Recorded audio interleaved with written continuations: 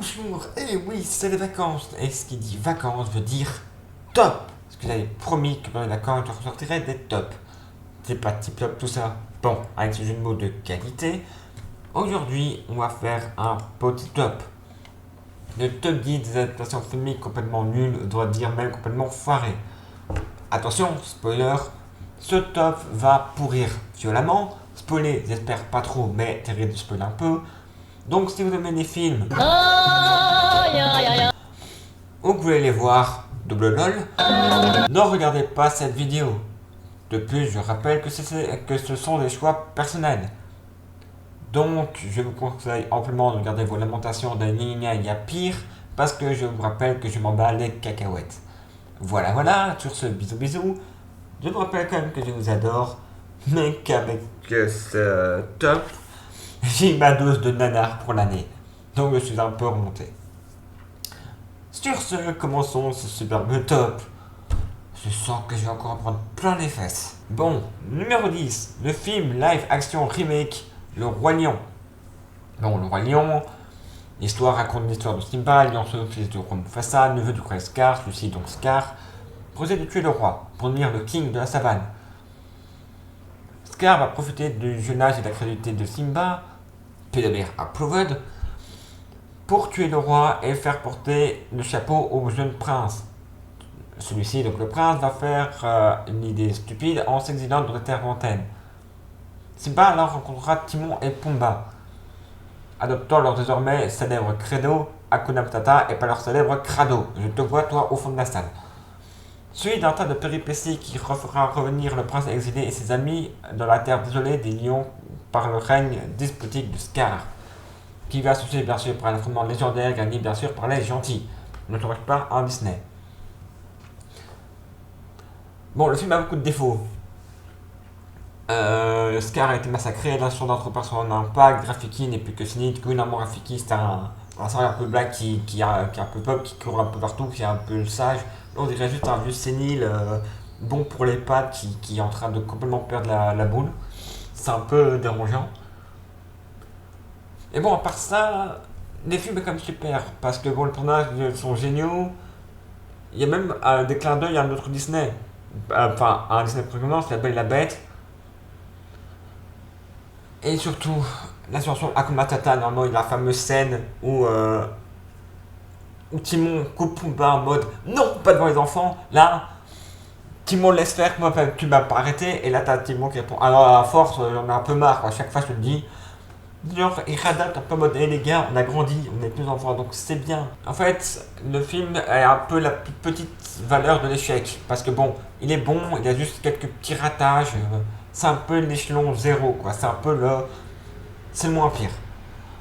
Numéro 9, là par contre, ça sera un tir groupé. Parce que c'est un trio, 50 nuances de grès, 50 nuances plus sombres et 50 nuances plus claires. Bon, l'histoire, Natasha qui rencontre Grey, un homme d'affaires ténébreux dont elle tombe amoureuse malgré ses goûts étranges. Non, il ne mange pas des Kellogg's en mettant du lait avant. Je le sentais venir. Savourant littéralement ses désirs, ils vont se marier, mais l'ancienne conquête de Grey va essayer de les pourrir. Notre opus de la relation qui évolue, voyant leur séparation et leur manque l'un envers l'autre. Le film a beau être une super histoire d'amour plein de péripéties, le sujet du sadomasochisme, sujet à peine visité quand on compare au livre qui est vraiment hardcore. Oui, en cherchant un peu pour faire le top, j'ai vu quelques extraits. Oh purée! Par contre, pour ceux qui ont des problèmes au livre, je vous conseille de les lire parce que ça peut donner des idées à mon petit coquinou. Bon, blague à part, une déception à cause de la communication qui avait été faite autour de ce film parce que c'était oui le film le plus hard, le plus. Et en fait, ben non.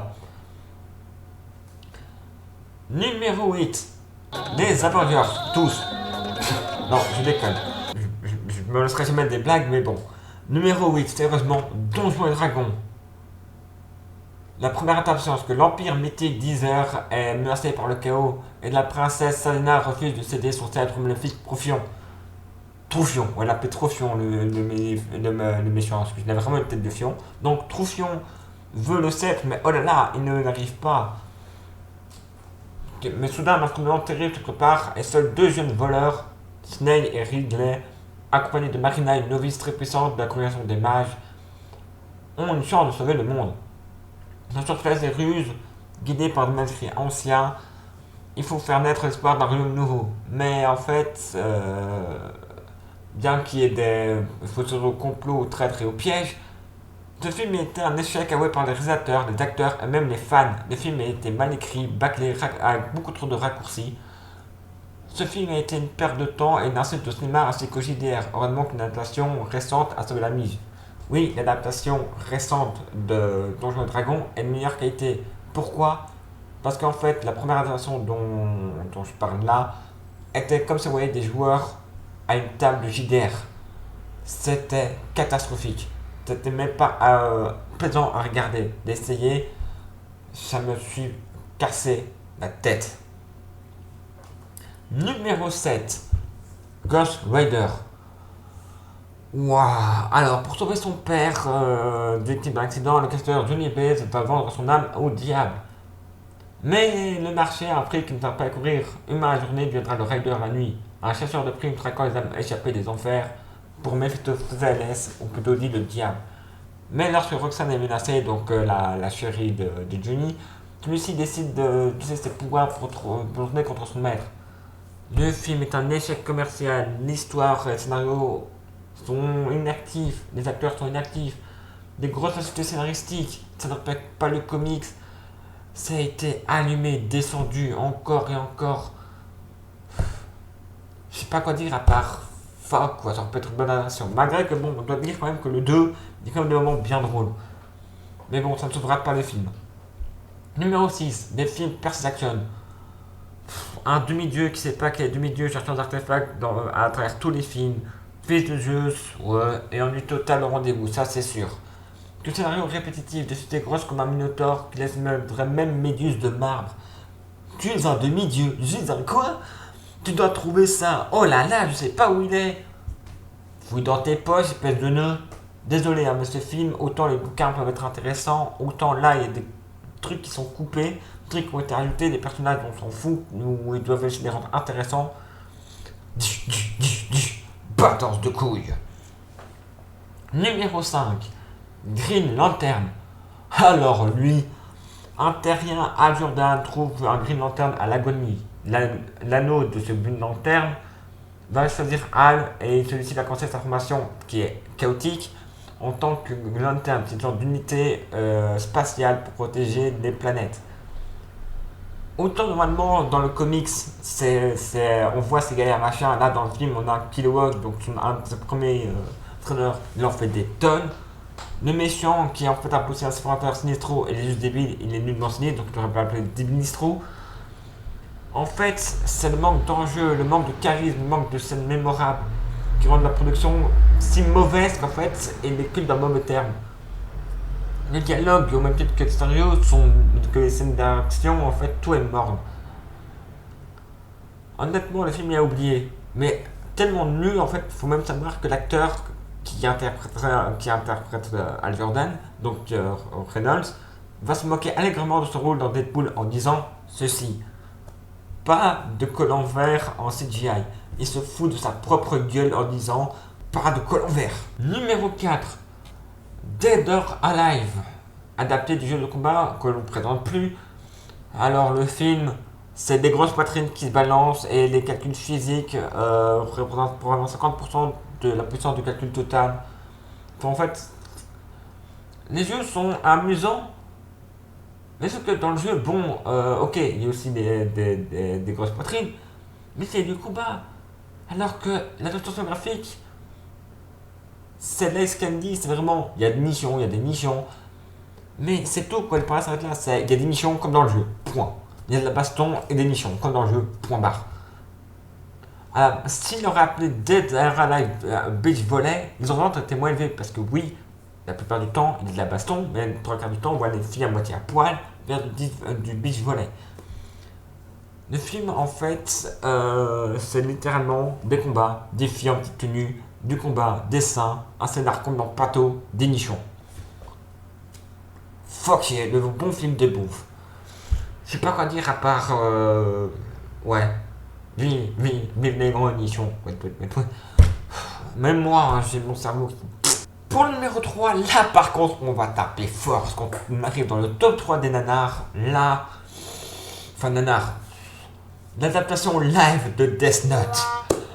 Bon, Death Note. Light, un lycéen brillant trouve le Death Note, le livre de la mort perdu par Ryuk, le Shinigami, dieu de la mort.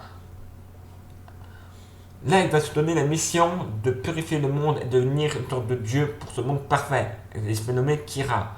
Avec des rebondissements, des personnages qui s'ajoutent. C'est très intéressant. Mais là, le film, c'est comme l'inverse. Des personnages sont inutiles.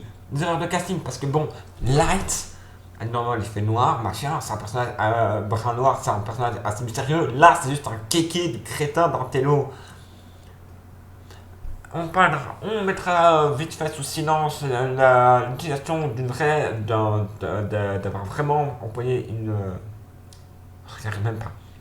On parlera donc sous silence l'utilisation d'un vrai accident pour la scène du train. Parce que oui, l'accident du train c'était confirmé, c'était bien un vrai accident qui s'est passé en Belgique. Les scénarios pato, un personnage qui s'ajoute, découvert qui est elle d'une façon complètement fuckée, voilà. Honnêtement, cette adaptation a dû prendre un Death Note, a dû se noter lui-même dedans et attendre de mourir, quoi. Oh. Oula, celui-là par contre, je ne pourrais pas le passer sous silence. L'Épouvanteur. C'est un livre donc de John Delaney. C'est un livre d'épouvante très intéressant, mais l'adaptation va le massacrer. Que de 1, pas le bouquin. Je m'explique. Normalement, le personnage s'appelle Tom Ward, dit Tom, qui, à son 12e anniversaire, va devenir un apprenti de John Gregory, épouvanteur de son état. Un épouvanteur est une personne qui sache les montres, les esprits, des sorcières. Et là, Tom va croiser Alice, une jeune sorcière avec qui il va s'entendre. Sauf que Alice, forcée par une de ses tantes, va donner une sorte de gâteau qui va donner une sorcière qui est prisonnière de l'épouvanteur, donc de John. Oui, il faut savoir que Grégory ne tue pas les sorcières, parce qu'il y a deux manières de les tuer, les brûler vives ou leur arracher le cœur. Sauf que John trouve ça trop horrible et préfère les enfermer. Une fois qu'elles sont mortes, comme ça au moins elles sont coincées, mais elles ne peuvent pas mourir. Enfin, elles ne doivent pas mourir de façon horrible. Sauf que bon, la sorcière libérée est Mère Malkins, une grande sorcière très méchante. Sauf que, bon, en gros, c'est complexe. Lisez le bouquin, c'est plus facile. Et l'adaptation fait fuck off. Tom, c'est quasi un adulte. Là, il a plus de 12, il a quasi la trentaine. Il y a une lune de sang qui, normalement, dans le bouquin, c'est dans le tome 4, et ce n'est pas pour faire sortir une sorcière, mais c'est un tout autre truc, donc fuck it. La sorcière se transforme en CGI dégueulasse. Bien que dans le livre, il y a bien des sorcières qui peuvent se transformer, mais c'est une certaine catégorie et pas toutes, et voilà, donc il nique la logique. Grégory, qui normalement se refuse de tuer, là, il n'hésite pas à brûler, à terroriser. C'est fuck it. Heureusement, le massacre s'est arrêté après le premier film. Ils ont juste bousassé le premier bouquin et pas les autres, parce que bordel, t'as fait mal au cul. Numéro 1, alors là vous avez gardé la dorure du mauvais, la fiente de l'effiante, la cerise sur la bouche de T-Rex. Je parle bien sûr de la première adaptation du jeu Mario. Mario, tout le monde connaît ce célèbre plombier italien qui doit sauver une princesse qui se fait kidnapper tous les 3 du mois, et tous les 24, et tous les jours en fait. Bref, je déteste Mario. Enfin, en fait, autant Mario, je le plains. Parce que, bordel, une princesse aussi conne. Ça fait longtemps que je l'aurais foutu moi-même dans la cave et faire ma double tour. Oh non. Imagine la scène, Mario qui en a marre. Dégage, princesse. Pardon, je pète un peu. Donc, l'adaptation sortie en 93. Donc, l'adaptation en chair et en os des aventures de plombier Mario et Luigi, confronté au terrible dictateur Koopa.